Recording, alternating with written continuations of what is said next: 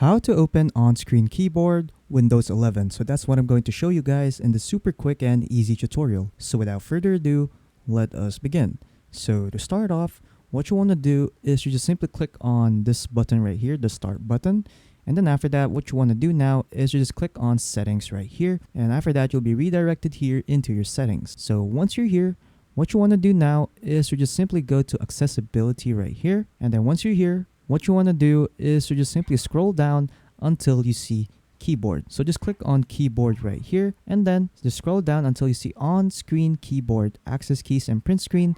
And then there will be an option right here that will allow you to turn on your on-screen keyboard. So what you can do is you just simply switch this on, and then after that your on-screen keyboard will now be open. So you can resize it just by dragging the window right here, so you can resize it to any size you want. And then there you go, you now have your on-screen keyboard, and then now you can now start typing with said on-screen keyboard. So there you go. Or another thing that you can also do in opening your on-screen keyboard is to just simply click on Windows, the Windows key, Control and O. So again, the Windows key, Control and O. And then after that, your on-screen keyboard will now be turned on again.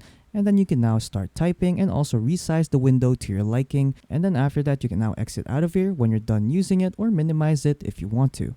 So for me, I'll just exit out of here, and then there you go, you are now done. So yeah, that's pretty much it on how to open on-screen keyboard in Windows 11.